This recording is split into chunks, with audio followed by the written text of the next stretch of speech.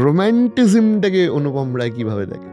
রোম্যান্টিসিজমকে আমি খুব গুরুত্ব দিই এবং মানুষের ভেতর যে রোম্যান্টিক সত্তাটা সেটা বাঁচিয়ে রাখা ভীষণ দরকার। তার একটাই কারণ হচ্ছে মিউজিক অ্যারেঞ্জমেন্টের ক্ষেত্রে তোমার ফিলোসফিটা কি? ফিলোসফি এখনো তৈরি হচ্ছে, কারণ প্রত্যেক দিনই মনে হয় যে এটা আমি শিখছি। তোমায় যদি কেউ ভোটের গান বানাতে বলে বানাবে? আমার মনে হয় আমি এই কাজে লাগবো না, কারণ কাকে গান গাওয়াতে গিয়ে তোমার টেনশন হয়েছে যে এই কোথায় কথা শুনবে না? আমার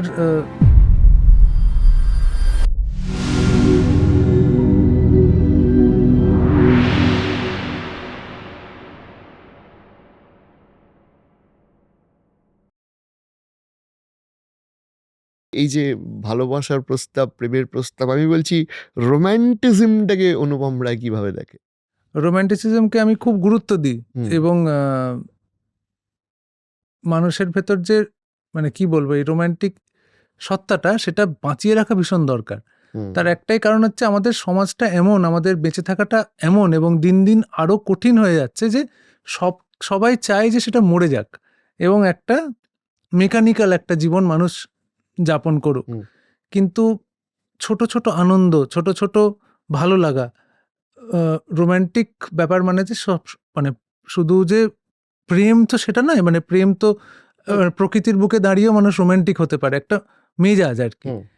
সেই মেজাজটা যেন মানুষ ধরে রাখতে পারে এবং তার জন্য আমরা যথেষ্ট উপাদান দেওয়ার চেষ্টা করি আর কি, যে আমরা যারা ক্রিয়েটিভ ফিল্ডে আছি, গান হোক, কবিতা হোক, মানুষের মনটা যাতে রোম্যান্টিক হচ্ছে যে একটা বিশেষ মন আর কি, সেই মনটাকে বাঁচিয়ে। হ্যাঁ, মিউজিশিয়ানরা একজন রোম্যান্টিক মনের সব থেকে বড় সঙ্গী।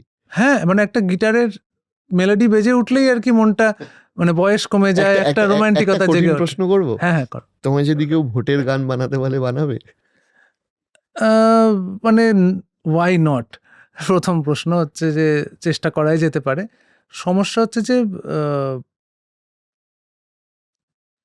এটা তো পার্টির হয়ে কাজ করতে হবে তখন আর কি। সেটা একটা মূল সমস্যার জায়গা, যে ভয় লেগে যাবে যে আমার ছাপ পড়ে গেল কিনা কোনো পার্টি। কারণ এই সব কাজের সঙ্গে অ্যাসোসিয়েটেড হয়ে গেলেই না গায়ে কাদা না লাগিয়ে বেরোনোটা খুব মুশকিল আছে, যার ফলে কিন্তু এটা চ্যালেঞ্জও বটে। আমি এক ধরনের, যখন আমি একটি এটা তো বিজ্ঞাপনের কাজের মতন অনেকটা, এবার আমার দায় আছে আর কি, যে যাতে আমি ভালোভাবে বানাতে পারি।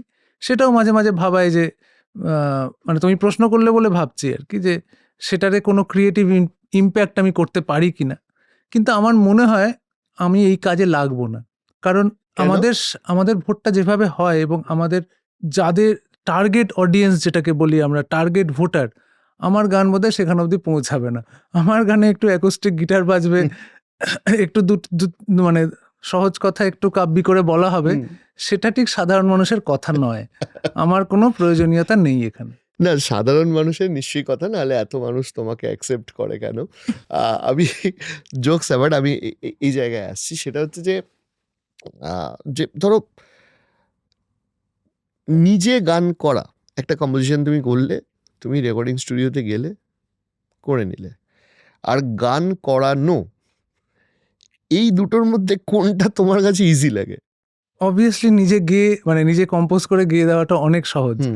তার কারণ হচ্ছে যে আমি এক্সট্রা লোড লাগে না ওটা, যে আমি পুরোটা করছি? না, আমি তো ওটাই করতে চেয়েছি। এবার আমাকে ভাগ্য বানিয়ে দিয়েছে মিউজিক ডিরেক্টর, যার ফলে হয়েছে যে আমার ছবিতে গান তৈরি করতে হয় এবং অবভিয়াসলি ছবিতে আরো অনেক সঙ্গীত শিল্পীরা কাজ করছেন, তাদের ভয়েস প্রয়োজন হচ্ছে, তাই জন্য তারা ছবিতে কাজ করছে। ওটাই বরঞ্চ আমার এক্সট্রা লোড, যে আবার একজনকে গাওয়ানো, তাকে বলা যে, কারণ আমার মাথায় তো সবকিছুই আছে যে কিভাবে গানটা গাওয়া হবে, কি সেটা তো আরেকটা লোককে কমিউনিকেট করা। কাকে গান গাওয়াতে গিয়ে তোমার টেনশন হয়েছে যে এই বোধহয় কথা শুনবে না? আমার সোনু নিগমের সঙ্গে কাজ করতে গিয়ে মনে হয়েছিল যে সোনু নিগম কথা নাও শুনতে পারেন আর কি। সেটা মনে হয়েছে। আমাকে নচিদাকে নিয়ে অনেক ভয় দেখানো হয়েছিল, যে নচিদা, কিন্তু নচিদার মতন বাধ্য সিঙ্গার খুব কমই আছে আর কি। এবং একটু শুনি। নচিদার সঙ্গে প্রথম দিন থেকেই কাজ করা খুব সহজ, এবং এই যে রিসেন্টলি ধূমকেতুতে গত বছর গাইলো নচিদা, তখন নচিদার গলা বেশ খারাপ এবং সেই অবস্থায় গাইছে, আর আমি বয়সে অনেকটাই ছোট। আমি যখন বলছি যে নচিদা আরেকবার করো আর কি, আমাকে কিন্তু পুরো সম্পূর্ণ সম্মান দিয়ে নচিদা আরেকবার করছে। এবং যেটা শিক্ষণীয় হচ্ছে যে ওইরকম ভাঙা, ওইরকম মানে গলার বিশ্রী অবস্থা থেকে ওইরকম আউটপুট কি করে বার করছে মানুষটা, সেটা কিন্তু শিক্ষণীয়।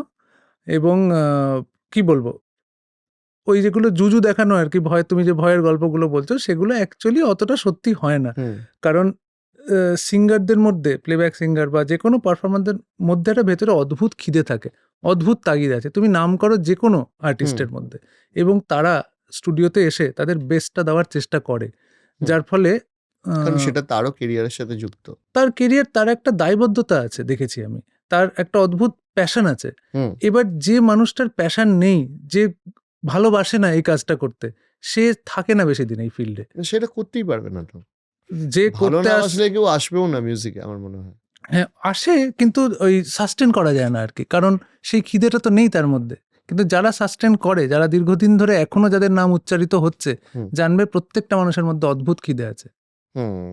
আমি এই জায়গাতেই আসছি যে আমি তো তোমার টাফেস্ট জিজ্ঞেস করলাম, আর ইজিয়েস্টটাকে, তুমি তো, তোমার কাছে ইজিয়েস্ট অনুপম রায়, আর ইজিয়েস্ট রূপম দা ইজিয়েস্ট বলতে পারো, কারণ আমরা দীর্ঘদিন বহু কাজ করেছি। রূপম দার মানে যেভাবে তোমার ফার্স্ট অটোগ্রাফও তো অটোগ্রাফে গিয়েছিল, হ্যাঁ, কিন্তু সেই সময় আমি তো ব্যাঙ্গালোরে থাকতাম, আমি প্লেব্যাকটা করাতে পারিনি। আচ্ছা, আমার হয়তো সেই যোগ্যতাও ছিল না সেই সময়, ফোনে কথা হয়েছিল শুধু। পরবর্তীতে কাজ করেছিলাম, এবং রূপমদা পুরো তৈরি হয়ে আসে, যে গান পুরো তোলা থাকে আগে থেকে, এবং আচ্ছা, যেহেতু নিজেও লেখে, তার ফলে আরো সুবিধা আর কি, যে ও বুঝতেও পারে যে আমি কিভাবে লিখছি, কেন লিখছি, এবং খুব সহজেই কাজ হয়। আমি এখানে আর একটা জিনিস জানবো, যে ধরো মিউজিকের ক্ষেত্রে একটা খুব ইম্পর্টেন্ট মিউজিক অ্যারেঞ্জমেন্ট যখনই হয়, মিউজিক অ্যারেঞ্জমেন্টের ক্ষেত্রে তোমার ফিলোসফিটা কি? ফিলোসফি এখনো তৈরি হচ্ছে, কারণ প্রত্যেক দিনই মনে হয় যে এটা আমি শিখছি। আমি যখন শুরু করেছিলাম, আমি শুধু গানটা লিখতে জানতাম, সুর করতে জানতাম, কিন্তু এটাকে কিভাবে মানুষের প্লেটে সাজিয়ে দিতে হয় এটা নিয়ে খুব একটা ধারণা ছিল না।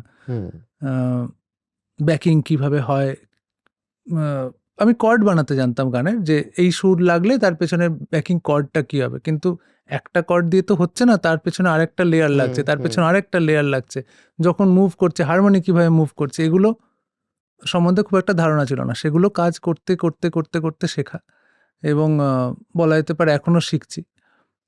অ্যারেঞ্জমেন্টের ধরন খুব পাল্টায়, মানে সায়েন্সটা একই থাকে, কিন্তু আগে যেটা বাঙালির ব্রেড অ্যান্ড বাটার ছিল, সেটা 10 বছর বাদে অন্য হয়ে, মানে আমি ধরে যদি বলি আর কি, যে আজ থেকে 60 বছর আগে বা 50 বছর আগে হারমোনিয়াম, তবলা ছিল বাঙালির বেস, মানে গান মানে এই দুটো ইনস্ট্রুমেন্ট বাজে।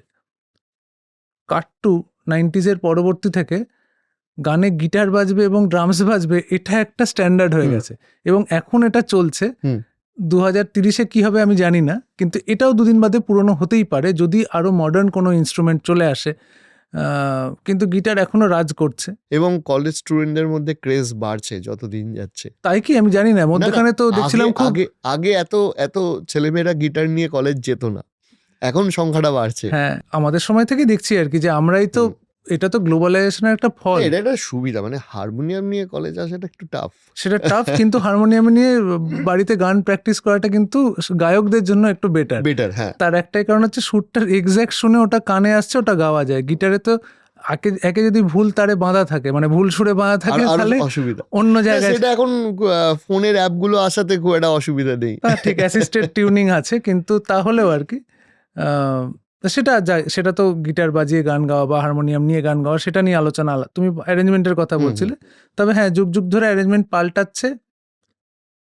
ছবির গানের এক ধরনের অ্যারেঞ্জমেন্ট হয়, ছবিতে স্ট্রিংস এর খুব বেশি প্রয়োগ হয়, কারণ ফিল্মের ক্ষেত্রে এগুলো ওয়েস্ট থেকেই আমরা শিখেছি, এমন নয় যে আমাদের ফিল্ম মেকিং এর অনেকটাই তো বিদেশ থেকেই শেখা, যার ফলে ওরা খুব স্ট্রিংস ব্যবহার করে, আমাদের কানেও ওটাই বাজতে থাকে আর কি।